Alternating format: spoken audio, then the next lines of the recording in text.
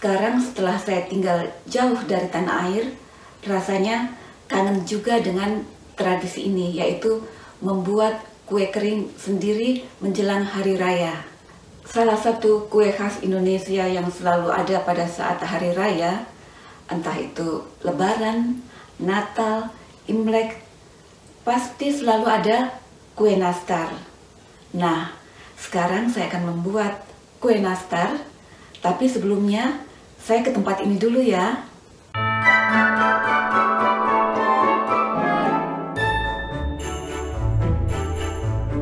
Halo teman-teman, welcome to my channel. Ini Belanda, dingin sekali. Saya sedang berada di kota pelabuhan di kota Urk di Belanda. Kota ini, kota Urk, terkenal sebagai kota pelelangan ikan terbesar di Belanda. Menjelang malam, saya berkumpul di sebuah sudut jalan bersama warga setempat. Api unggun mulai dinyalakan untuk menghangatkan badan. Tampak seorang ibu mengenakan pakaian tradisional Belanda. Pakaian ini sudah jarang sekali digunakan. Kami berkumpul sekedar ngobrol dan bercengkrama bersama di dekat pohon Natal. Setiap warga yang datang menggantungkan hiasan kecil di pohon Natal ini.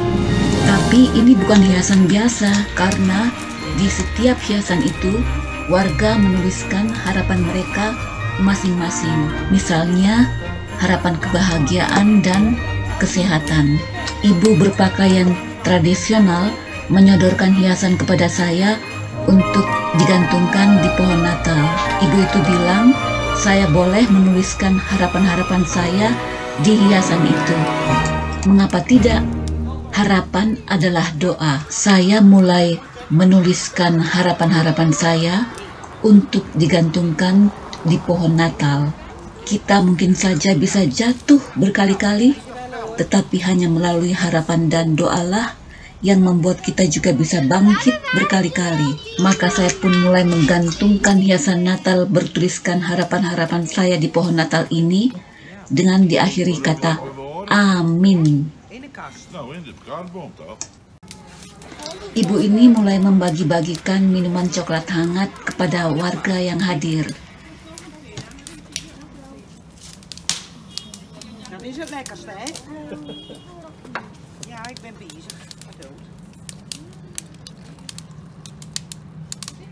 Zarg hier, hoor. Goed blazen.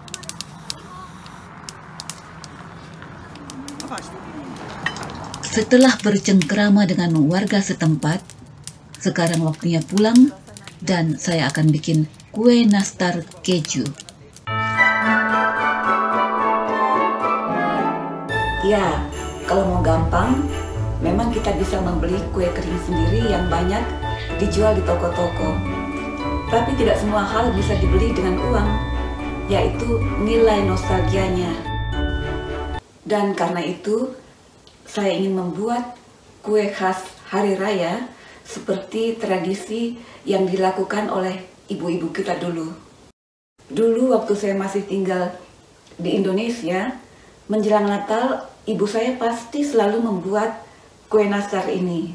Satu hal yang selalu saya ingat pada saat membuat kue nastar, ibu saya selalu berpesan, kalau membuat kue nastar, adonannya dicampur romboter biar teksturnya lembut. Nah, sekarang ini cara saya membuat kue nastar. Ikuti terus videonya ya. Pertama-tama saya memasak nanas yang sudah diparut untuk isian kue nastar. Buah nanas ini kira-kira sebanyak 2 kilo. Ini berat dari nanas yang sudah dikupas dan dipotong-potong. Nanas ini diaduk sampai airnya menyusut seperti ini. Setelah nanasnya agak mengering, kemudian saya membubuhkan 100 gram gula pasir, juga 100 gram gula kastor berwarna coklat, juga cengkeh dan bubuk kayu manis. Kemudian terus diaduk, jangan ditinggal agar gulanya tidak lengket pada permukaan pan.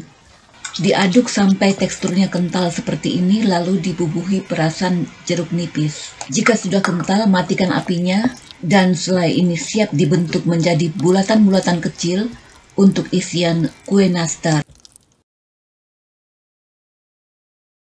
Sebelum membuat adonan, terlebih dahulu saya mencampur tepung terigu dan susu bubuk. Kemudian sisihkan. Selanjutnya saya memixer margarin, rom butter, gula halus, jangan lupa bubuk vanila, tepung maizena, 3 kuning telur, dan keju parut. Kejunya sudah asin, jadi saya tidak gunakan garam.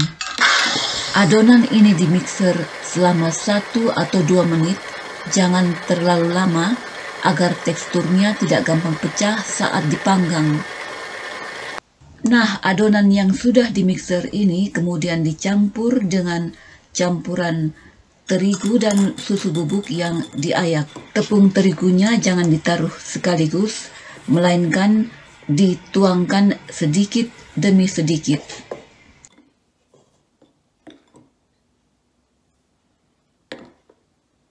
Dan setiap kali ditaruh tepung terigu, kemudian adonannya langsung dicampur secara merata.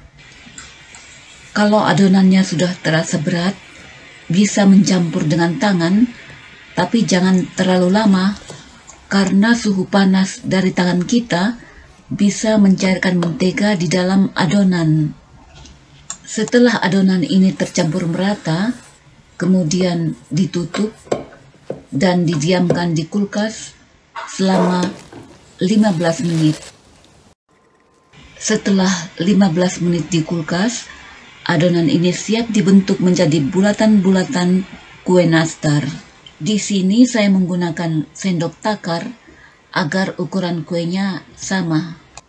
Untuk mengisi kue nastar ini, sebelumnya saya sudah membentuk bulatan-bulatan kecil dari selai nanas.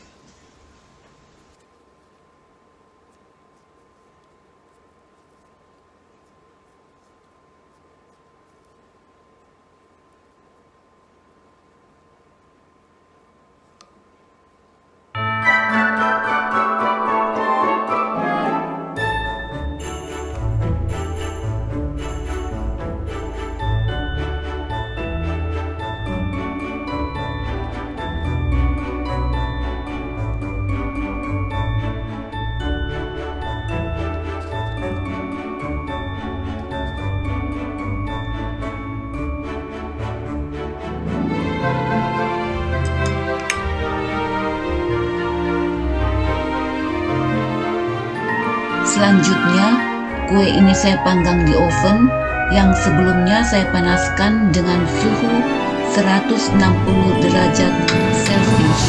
Tapi pengaturan suhu pada tiap-tiap oven bisa berbeda. Setelah 15 menit di oven, kue ini nantinya akan saya keluarkan untuk diolesi telur. Dan untuk itu, saya menyiapkan 2 kuning telur yang dicampur dengan 3 sendok makan minyak. Saya bubuhi sedikit saja pewarna makanan berwarna kuning. Setelah 15 menit di oven, kuenya saya keluarkan, kemudian diolesi kuning telur.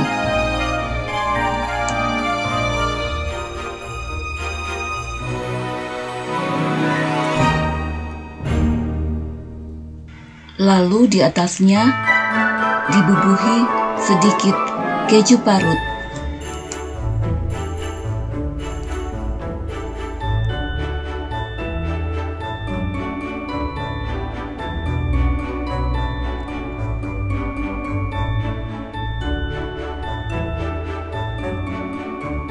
Kemudian kue ini saya panggang lagi selama 10 menit. Nah, ini hasilnya setelah dari oven.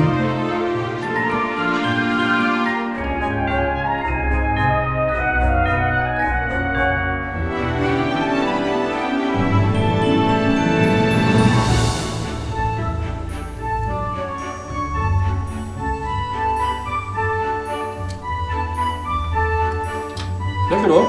Ya? Ja. Anak-anak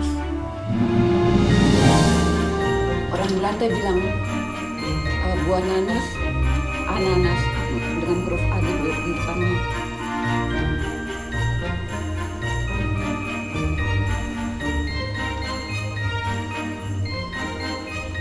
Ayo.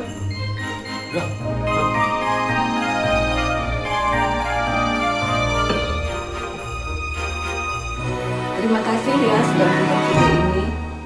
Sampai jumpa di video selanjutnya.